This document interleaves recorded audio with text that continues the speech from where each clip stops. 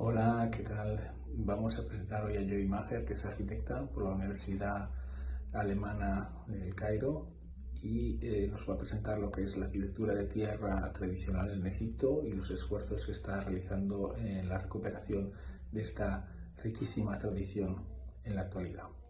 Os dejo con ella.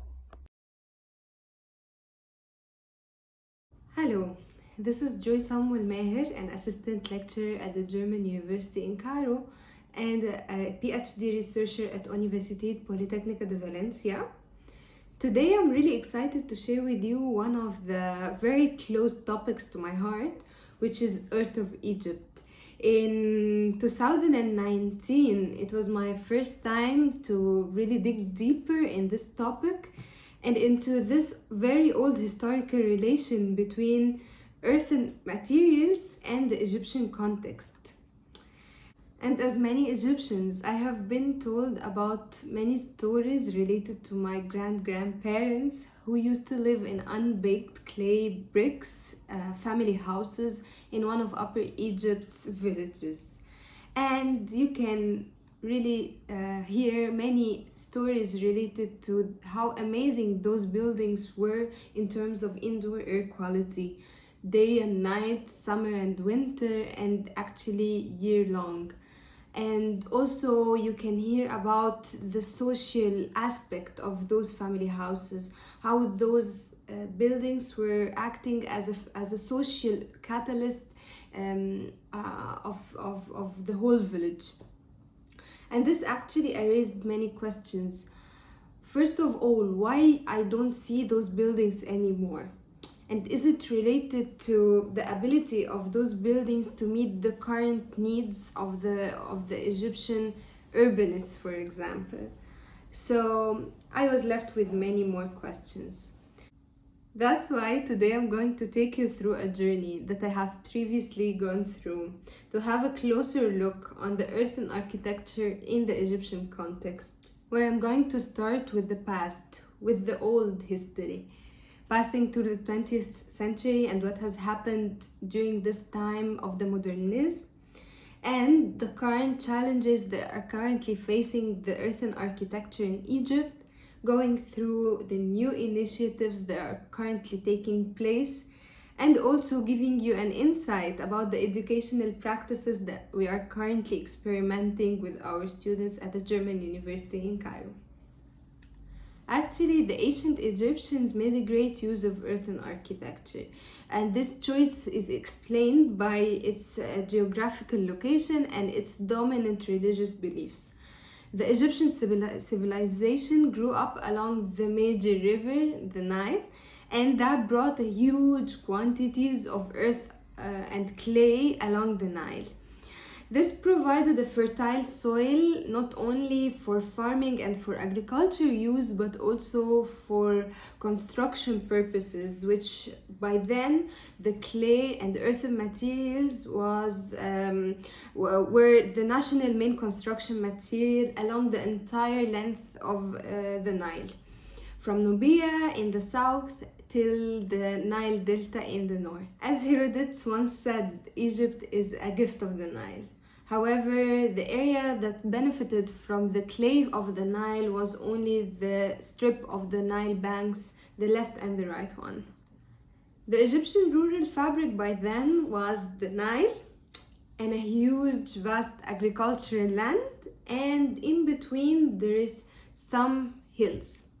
And on top of those hills, the villagers used to build their villages to be preserved from the annual flooding of the Nile, and to kind of keep those villages contained in terms of place and area, to also on the other side preserve the agricultural land.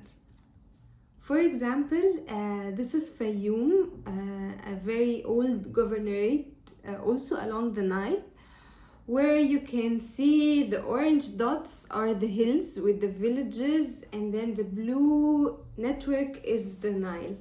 And as you can see, those hills are kind of separated one from each other, and everything else was the agricultural land. This was by 1826. However, if you compare it by now in 2022, you can see how those villages broke loose from this hill thing because of many reasons that I'm going to take you through, and they started to make this urban network and expand horizontally. As you can imagine, the villagers found this earth everywhere along the Nile, from excess mud from agricultural land and from cleaning up of water canals. They brought this clay, mix it with water, and then put it in molds, leave it to dry for a month, and then they have this local building materials that actually by then it almost cost them nothing. And this had also an effect on the social cohesion of the society by then. So the society was homogeneous by tribes and big families. So they live in attached houses. So when the family grows, they just add an extension to this family house. They help each other in building the family house, in making the clay. There is no just only one specialized in the building industry, but it was actually the people themselves who built this housing social catalysts for themselves. So this also created a sense of belonging to the space where they feel that I have contributed to build my own house. However, in the 20th century, many changes have took place in Egypt, like many places also in the world, where this family mud brick house has changed to multi-story apartment buildings built from concrete skeleton and red brick infill. The reasons for this transformation can be seen through many perspectives. First is the modernization and industrialization. Egypt has changed from an agricultural economy into an industrialized economy, and by then many people have traveled to the Gulf areas, where they found a totally different building materials, and when they returned back, they wanted to imitate this building materials and this building styles into their homes. So this also created an open market where different building materials were just available to be brought from the market. Another thing was the building of the Aswan High Dam in 1961.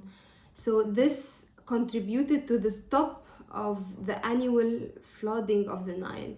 So as mentioned before, this freed the villages from the hill, or from the top of the hill, and then the villages started to expand along the or urban sprawl along the agricultural land.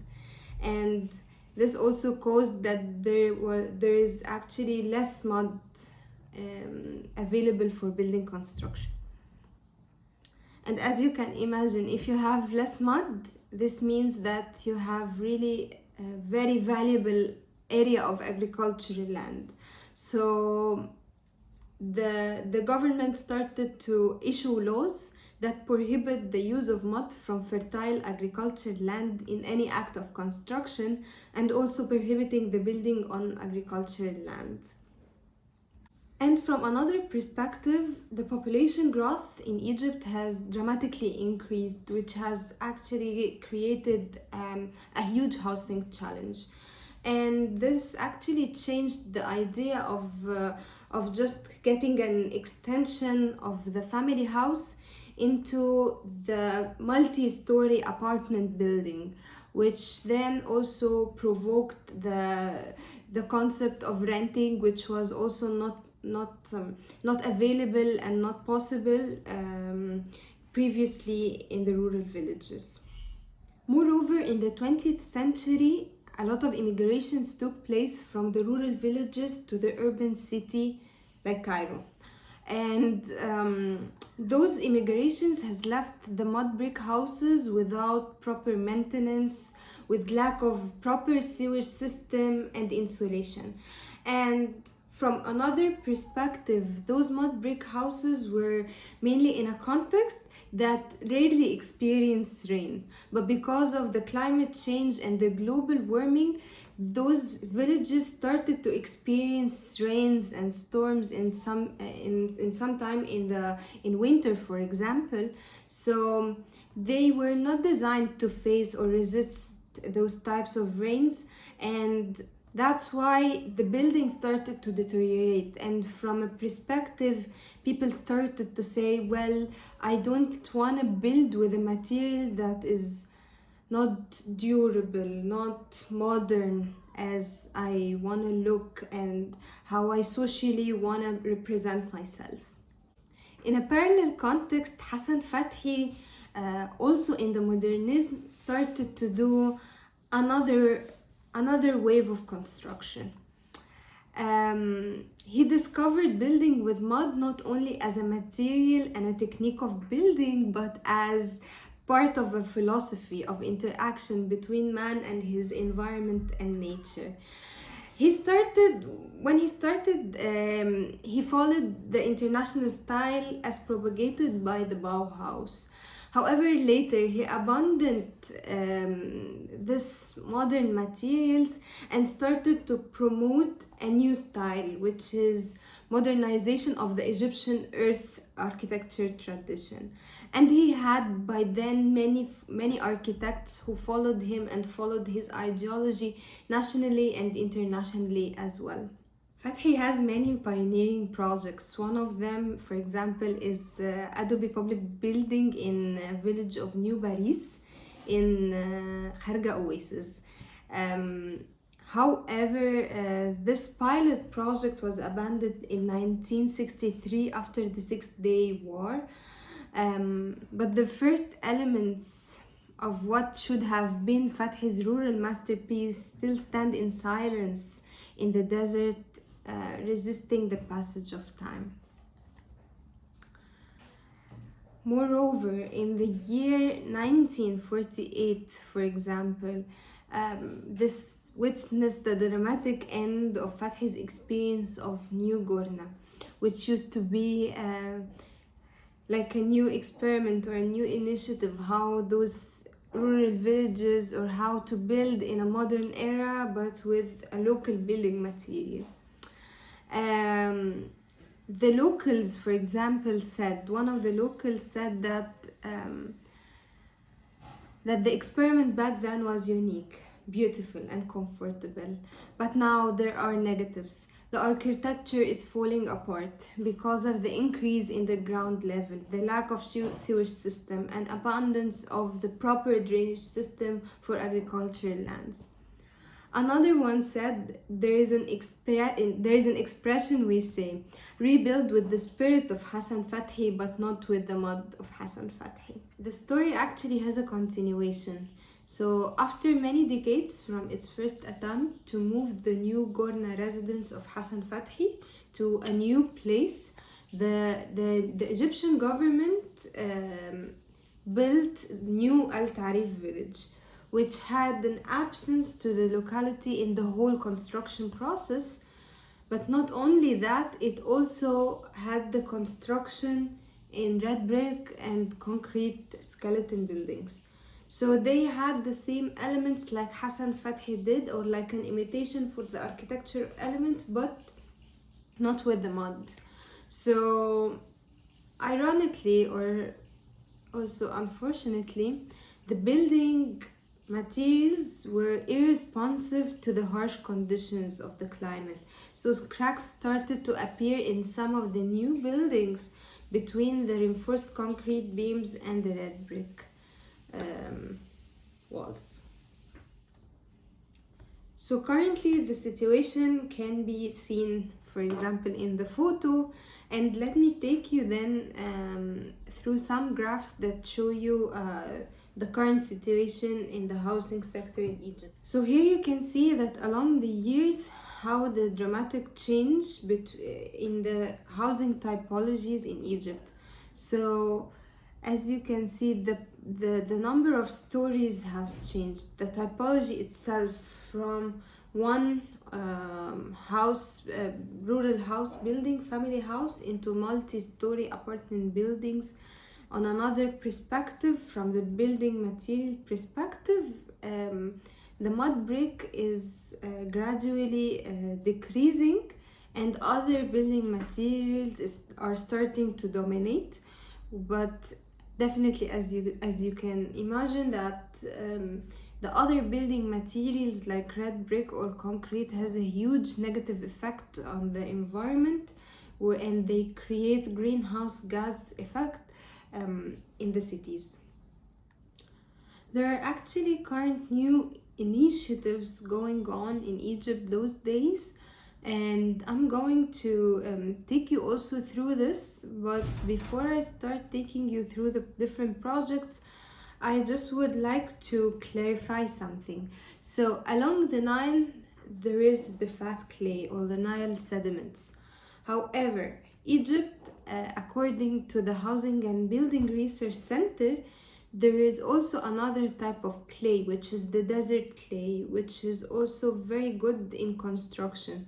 So to build in clay or to build in earth in Egypt, you don't necessarily need to deforest the agricultural land. There is actually a desert clay that is located in many different parts according to the location, where you can find a suitable clay for construction. I'm going to take you through two projects, mainly of handover. It's a design build company, but they are not the only ones who are building with earth in Egypt. There is also Adel Fahmy and others. First, this one is Wadi Gharba Community Center in St. Catherine, where the design team, when they went to the place, they started to say, okay, we want to build with the available local building material. They started to integrate the know-how from the people in this place and how they usually build, and then they tried to add an added value to the techniques and to engage people into a participatory approach. The other project is the Blue Hole project in Abu Galoun Protectorate. It's built from rammed earth, natural stone and wood, and this project was actually funded and managed by the UNDP, and the owner of the project is Ministry of Environmental Affairs. The project is actually designed to be an admin facilities buildings, and it also give a huge chance for the locals to engage and to have this type of exchange, and this actually creates this sense of belonging to the space.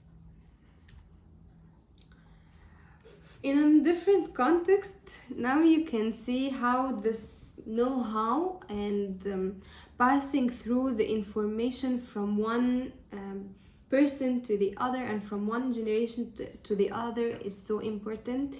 And we in the German University in Cairo, we really know that that education and workshops are a huge part in reviving the architecture, the earthen architecture, not just in Egypt but also in different parts of the world. So we actually integrate earthen architecture in different process or in different course along the architecture education in the architecture and urban design program. For example, here this was the starting point where we try to integrate or create a new educational kit for the first year students, where they can know more about the rammed earth technique but in a smaller scale, which can be managed alone, that doesn't involve a huge type of equipment or huge form work, but they, with simple educational kit, they can understand the process of doing a rammed earth. wall. This idea was then took further into Dhaka, where you can, for example, have a closer look through this QR code about the Dhaka project, which is a collaboration between Handover and myself, where we wanted to take this idea further into a simple kit that young architects and even kids in the school can then be introduced to what is rammed earth, what is earth, how can we build with it, what is the type of process that we should go through, and what are the challenges and the potentials of this material. So this is an interesting project that you can dig deeper and have a look into it.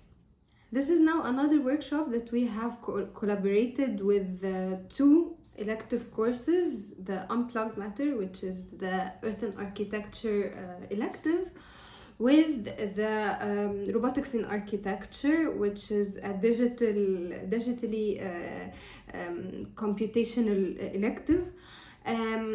And we collaborated to make a digitally enhanced and digitally enriched earthen materials wall. So it's mainly to break the stigma that earth architecture is a poor material. Earth architecture is for poor people, that you cannot do like different forms, you cannot face the new technologies. But actually it is not. It's then we tried to say that by this technologies you can, it's not the problem of a material, it's just your imagination and your ambition to do whatever you want with a clear and thoughtful understanding of the material. So we started by asking the students to design a module in a brick-like module and a wall, and to see how this brick wall, how this module can affect the wall form and vice versa. And in the end we had different designs and different iterations, and we asked the students to make a voting for a winning design. And then we had this design from one of our groups, and the corona break out, so the students at home started to build or to ram the rammed blocks at home, where they created as many bricks as asked from them.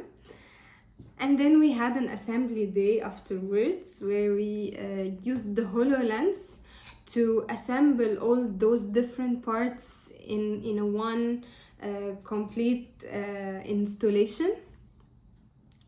And the students were really very interested in this. They engaged, they made their hands dirty, they were really excited about using the HoloLens and in the end creating this parametric wall. We have also different departments that also engaged in this, from civil department, for example. So all of them were really enthusiastic to come and try the earthen materials.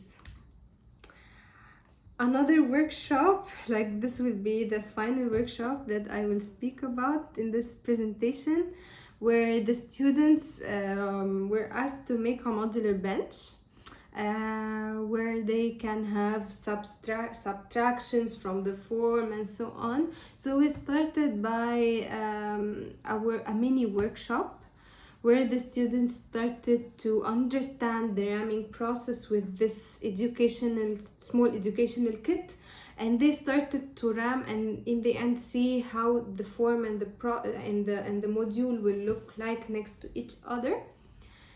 And again they voted for one, and the work started, and then the students engaged in every single part of the construction process.